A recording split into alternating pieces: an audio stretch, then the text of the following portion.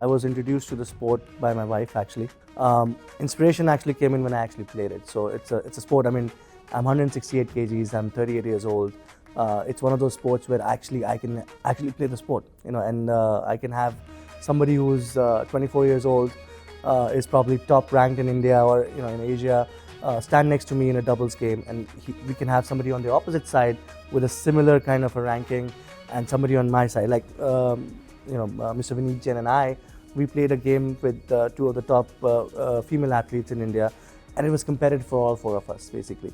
So I was on one side with one of the girls, and Mr. Jain was on the other side with one of the girls, and it was a competitive game. So the beauty of this sport is it's inclusive. So this is where this is how I got hooked to the sport.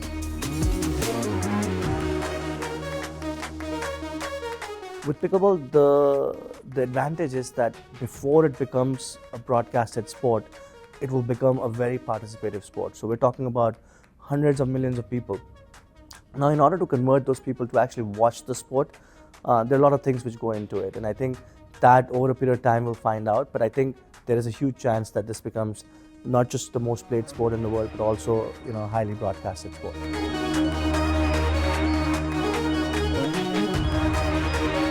In Pickleball World Rankings and World Series, what we've got is the World Series are your marquee events, kind of like the Grand Slams. And then you've got Pickleball World Rankings, which is kind of like your ATP, which is the pathway to the World Series. The World Tour is your Pickleball World Ranking events across the globe. If you play in those World Ranking events, you will then be able to qualify for the World Series. World Series is going to be the highest prize money event in pickleball across the globe. And so it becomes sort of an aspirational event. We wanted to create a pathway for somebody who's 7 years old, 8 years old, picking up the pickleball paddle, and then be able to see how do I go from here to making a career out of it. And that's what we created basically. So we have Pickleball World Rankings, which essentially gives you a progression, but at the same time the World Tour is where you go and play and gain those ranking points, and then you qualify for the World Series.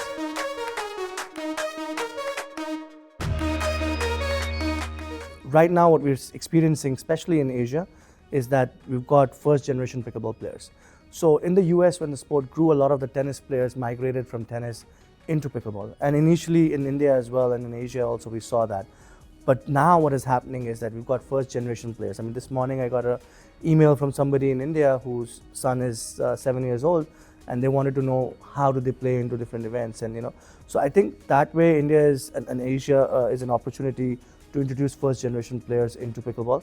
And so a structure of juniors would be very relevant in both World Rankings and World Series.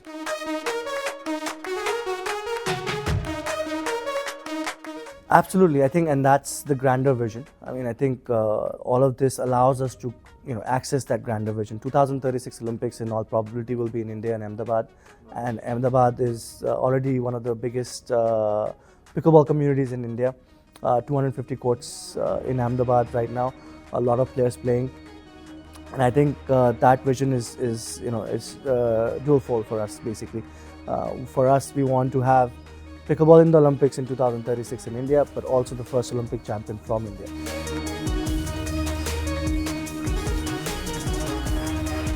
I think one of the key things from a pro aspect of it is that we need to provide athletic prowess. We need to also have broadcaster-friendly, point systems, which is, right now it has service points. We see that it shifts to rally points basically. We also, envisage that going forward there will be certain rule changes here and there to make the sport more broadcaster-friendly. I think those are the few things that we see. From a rec play point of view, I think because it's so inclusive and a participative sport, recreational play would follow similar trends for the time being, because people have gotten used to that. But I think on the pro side, we will introduce certain changes.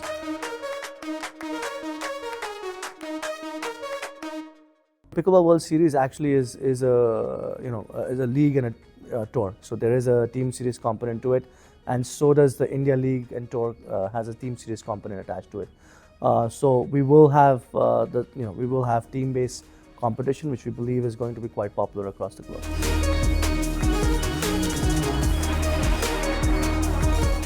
You have to be amongst the top 24. We expect to have 6 teams with 4 players on each team. So you have to be amongst the top 24 players, 2 men, 2 women. For the World Series, actually, what we're doing something which is very interesting is that we've got 12 players from the United States and 12 players from the rest of the world, because obviously United States, having the history for pickleball, has some of the top players. So we want to get some of the top players, one of whom you will see tonight, Megan Fudge, who's the #1 player on the circuit in the US. So we want to get some of the top players from the US, and we want to get some of the top players from the rest of the world. Probably a couple of players from Asia, and India also will qualify in that range. And then create a 4-member team and have 6 teams in the first year, and then have, by the end of the 7th year, we feel an expansion of about 20 to 24 teams would be possible with the talent that's going to come across from across the globe.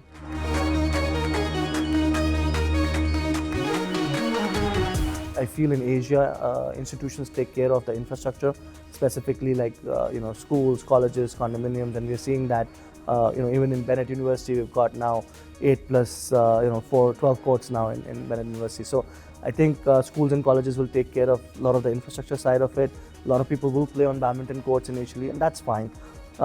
As far as paddle, like the cost of the racket is concerned, I think that's where we've taken the onus on ourselves to actually bring the supply chain in-house as opposed to importing from China, and because it gets expensive in India. So I think one of the key things for pickleball and mass participation in pickleball is the cost of the racket, and I think you see that in table tennis and you see that in badminton. Badminton being the most played sport in India, you get a racket for less than 100 rupees if you wanted to start off with, and I think that's where eventually pickleball needs to go to be in that price range of 100 or 300 rupees, wherein people can access the sport at a very early stage, because the investments at that level, when we spoke about the junior category, are being made by parents. So, and parents are either looking at it being an Olympic sport as an opportunity to get a government job, or some kind of pathway like the World Series. And then they look at investing in a paddle. And I think that for them, the first paddle has to be very accessible. Once a child gets better, and there's progress made, then obviously there are opportunities to get a more expensive paddle, but I think initially the accessibility has to be there.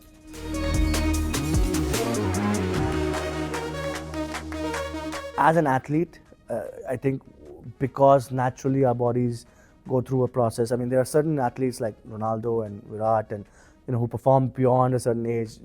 Federer and Djokovic is young still relatively, but they perform beyond a certain age. But you'll have once in a generational talent who'll come in and play at those ages. I mean, Rohan being one of them as well.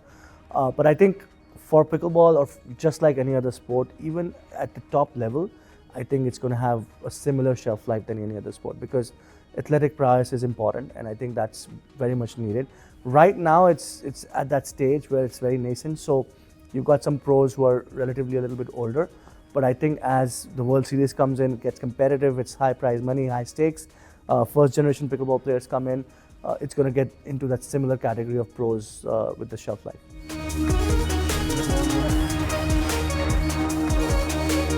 It's a great opportunity for a lot of the tournament operators across the globe to tie up with the Pickleball World Rankings and also to be part of this global phenomenon. And I think a lot of them are reaching out to become a part of it. It's one of those things where it allows an event happening in Peru, for example. There's an event happening in Peru which is adopting Pickleball World Rankings to have some kind of comparison with players in India, players in Japan, players in China, players in Australia. So we've got the event happening in Peru, which is powered by PWR. We've got an event happening in Venezuela. We've got an event happening in Spain. We've got events happening in Japan, China, India, Australia, Canada. The whole Canadian Pro Tour is powered by PWR. So all of these guys, and then we just this morning announced our partnership with Minor League Pickleball in the US, where we have close to 200 plus events happening with PWR ranking. So everybody now being ranked at a certain scale will then be able to compare each other from a ranking perspective. And also, we need that as a pathway to qualify for the World Series. So I think across the globe, one of the key things that we're announcing that next year in 2025, we'll have close to about 500 events, which are qualifying events. And I think those are very critical because that's how the pathway becomes successful. Now, there are 42 countries in Latin America, 48 countries in Asia, there are countries in Africa that we want to tie in with, and collectively, Europe, Canada, North America, and collectively, and then Australia, we're already speaking. So collectively, if we're able to tie in and have events across the globe, it automatically, they all then look at these 6 events and progress year on year. So somebody who's at 7 years old can then say, I want to play that event at 17, right? And I want to win that 1.5, which probably by the time they're 17 is going to be much higher. So that's how we're looking at it essentially. And the impact that it has globally is huge, right? Because then you've got this whole tour across the globe, which is kind of under one umbrella. And you're able to then participate in events which feels inclusive across the globe.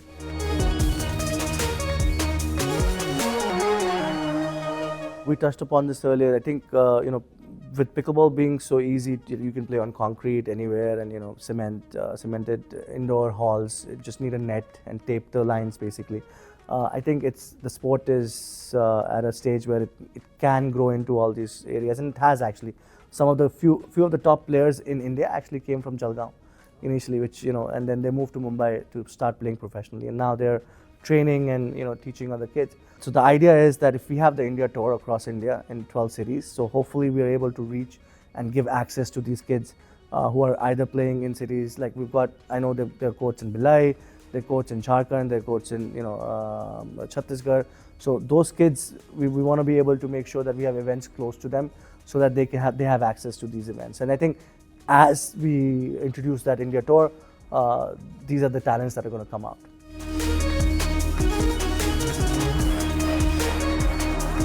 I think for the series, I think for us it was, we had a great backing from the Times Group. Mr. Vineet Jain playing himself, that helped quite a bit. But I think the belief in that vision that we can create a global ranking system coming out of India, I think that's where that belief was very important. That vision was very important for us. We weren't. I mean, when I first sat down and had that discussion, had the first discussion with Mr. Jain, I told him, I said, the leagues are dime a dozen right now in India. Like there's so many leagues which come up, and they come up with the same kind of template of IPL and broadcasting.